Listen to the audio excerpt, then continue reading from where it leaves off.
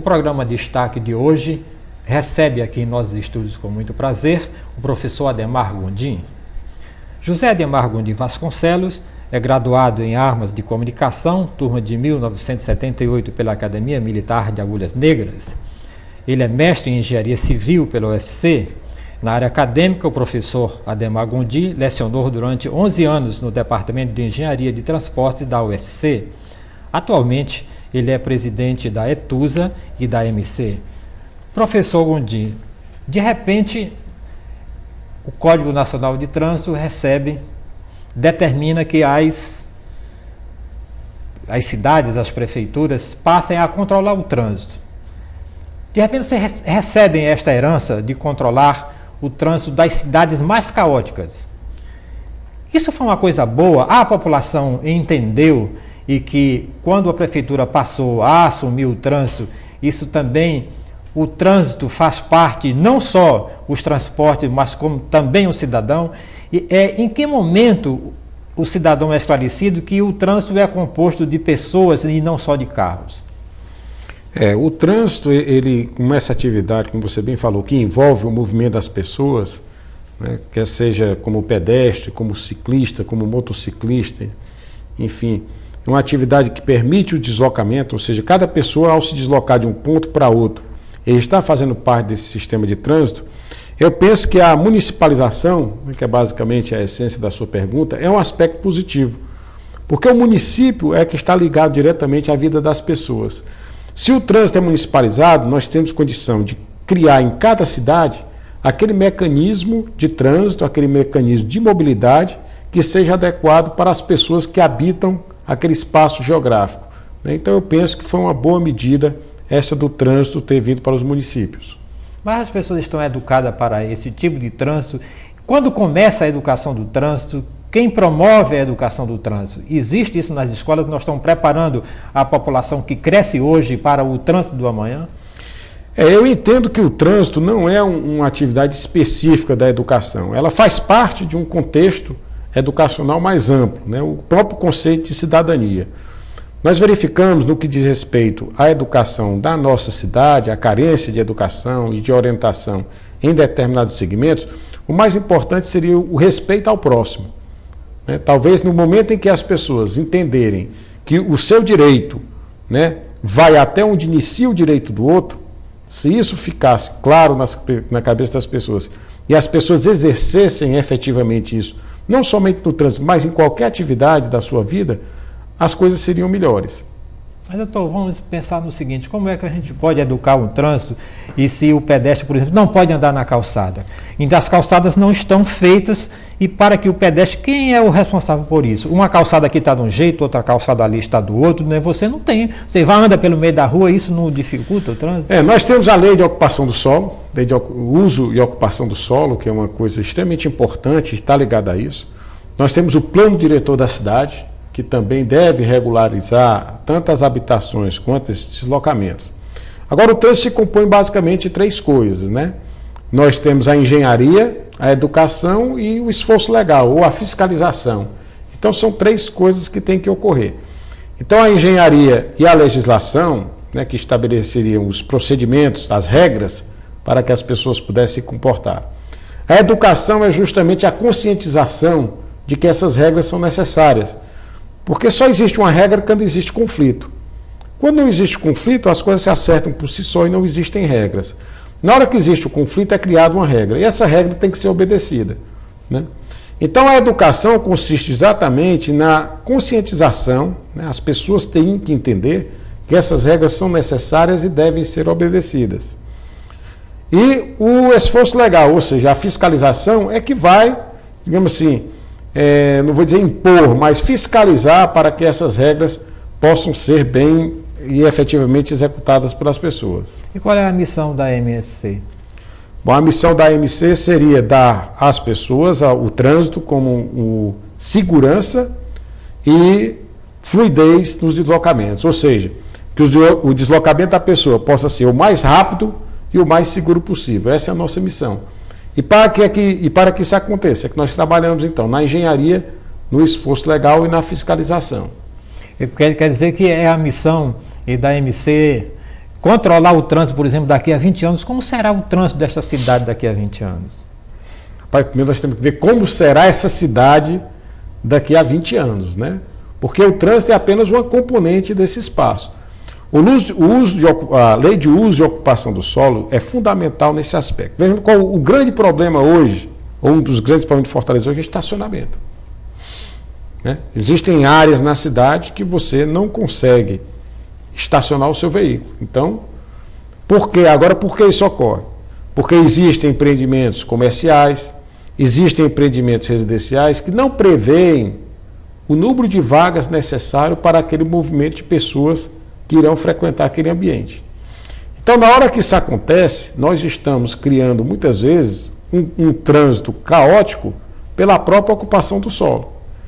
Existe um documento chamado de Relatório de Impacto sobre o Tráfego, que qualquer empreendimento tem que ter esse documento aprovado pelo órgão de trânsito da cidade, que no caso é a MC. E nós vemos muitas vezes determinados estabelecimentos conseguem na justiça liminares para funcionar sem ter tido a aprovação desse órgão de trânsito. E isso gera caos. E vamos pensar naquelas escolas, naqueles colégios, naquelas faculdades que se concentraram ali na aldeota, na hora tanto de buscar como de deixar, ou no caso das universidades, na hora de você levar o carro, como é que fica aquilo aí? Como é que se pensa, se imagina aquilo ali? É resolver o problema? No momento da autorização de funcionamento de um estabelecimento como uma faculdade, ele já deveria prever um determinado estacionamento, uma quantidade de vagas para atender aquela população. Porque o colégio ele tem uma característica interessante, é que ocorre aquele movimento no início e no final da aula.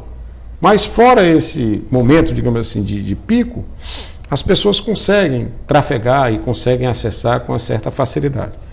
Mas existem algumas faculdades que se localizam hoje ali na área nobre da cidade, na aldeota e em outros locais, que as imediações, os vizinhos não conseguem mais receber uma visita, por exemplo, não conseguem receber um parente, porque todas as vias no entorno dos prédios são ocupadas pelos estudantes da escola. Então, qual é a solução? Bom, a solução seria ou as escolas terem o estacionamento, ou nós temos, o que nós estamos também buscando, um transporte público eficiente. Aí entra o papel da ETUSA, que é estudar soluções de transporte que possam atender a população de tal forma que estimule o cidadão, aquele que tem veículo, a deixar o seu veículo em casa e poder se deslocar através de transporte coletivo. Pois é, pensando nisso, nesse papel da ETUSA, esses transportes coletivos serão seguros e confortáveis para que eu possa deixar o meu automóvel em casa com ar-condicionado e ir para me deslocar dentro, e se abrange toda a cidade, por exemplo. Eu moro lá na Água Fria, mas eu trabalho aqui, então eu gostaria de vir todo dia. Eu tentei fazer isso uma vez, eu saí, tive que pegar 3 ou 4 ônibus para chegar aqui. Então, de que forma, mesmo se esses ônibus não demorasse tanto, não levasse 1 hora para chegar dali, que se leva mais ou menos 10 minutos, 15 minutos, leva-se mais de 1 hora, de que forma, entende, esse transporte iria abranger toda a cidade, ou se também o transporte de superfície vai ajudar quando estiver funcionando. Aí esse trabalho tem que ser estudado e exige um investimento muito alto, porque nós temos que melhorar as vias, temos que melhorar as condições do veículo, como você disse, você vai trocar o seu carro que tem um ar-condicionado por um ônibus que não apresente o mesmo padrão de conforto, o tempo que você leva para fazer essa viagem diariamente, você vai trocar o seu carro por um ônibus, esse tempo vai aumentar bastante. Então, por isso que eu digo, nós teremos que ter um transporte que seja eficiente, que motive o cidadão a fazer a troca, porque se não for atraente, aquele que puder continuar usando seu veículo vai continuar usando, ele não vai fazer a troca se não tiver vantagens com isso. Em relação à segurança? A segurança a segurança do cidadão dentro desses ônibus, o cidadão, esses ônibus vão ter segurança, como é que é? Você diz a segurança com relação a assaltos, Pois é, aí já é outro aspecto, por isso que eu digo, o trânsito não pode estar dissociado da sociedade. Nós temos hoje problemas graves de segurança na cidade. Nós estamos, por exemplo, no processo licitatório da fiscalização eletrônica. E nesse processo licitatório, temos o problema dos avanços dos semáforos. Aí vem a pergunta, 10, 11 horas da noite, se eu avançar um semáforo, eu vou ser multado? Né?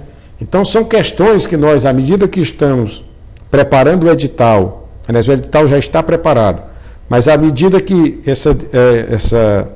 esse contrato for ser elaborado, nós vamos ter que pactuar com a sociedade como um todo, como será isso, né?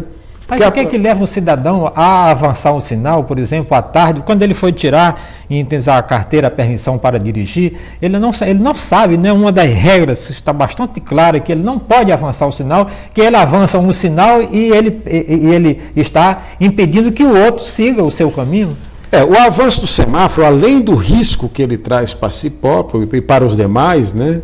Mas eu tenho uma outra infração que me deixa mais revoltado ainda, é o retorno por cima do canteiro central. Né? Você tem um retorno, tem um canteiro central, né? Faz o retorno por cima desse canteiro, o veículo quebra o meio-fio, danifica o patrimônio municipal e a troco de quê? Quer dizer, o cidadão vai dizer, precisa educação para um cidadão desse? Vai dizer, porque nós não educamos. Isso aí não é um problema de educação, é um problema de cidadania, né? Então a educação para o trânsito nada mais é do que o exercício de cidadania. É você respeitar o direito dos outros, respeitar aquelas regras que existem em função de conflito, de forma que você possa preservar a sua vida e a vida dos outros. Fortaleza, no ano passado, nós tivemos 331 mortes do trânsito. Isso mortes contabilizadas no IJF nas primeiras 24 horas e aqueles que faleceram e foram direto para o IML. Então 331 pessoas que deixaram o nosso convívio em acidentes que na maioria das vezes poderiam ter sido evitados, né? Então, é um problema de saúde pública. Nós entendemos hoje o trânsito como um problema de saúde pública. O IJF gasta por mês 2,5 milhões de reais, né, só no pronto atendimento a acidentes de trânsito.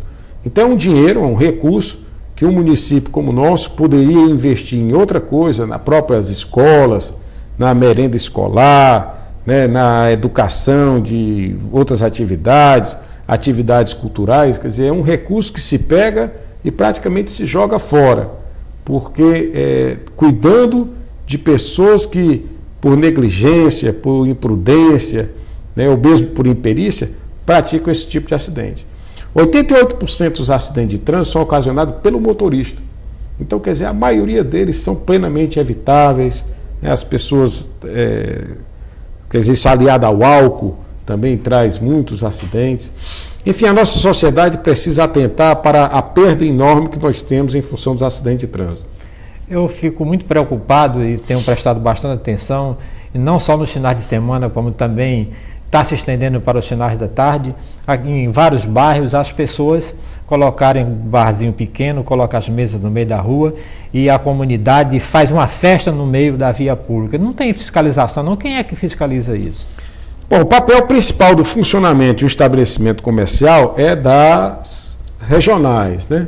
Mas o que eu acho mais importante, aí vamos mais uma vez colocar no problema da atenção do cidadão no exercício da sua cidadania.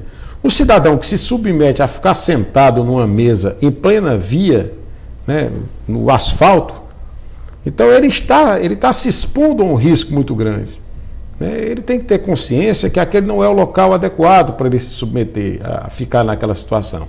Além do dono do bar, né, que coloca o seu cliente nessa situação de risco.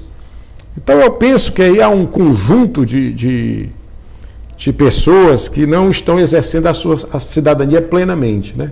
Desde aquele que se expõe a esse tipo de risco, ao proprietário do bar que coloca o seu cliente naquela situação, e nós, né, que fazemos o poder público, que exercemos o poder público, que também não temos a onipresença, digamos assim, de estarmos em todos os locais fiscalizando.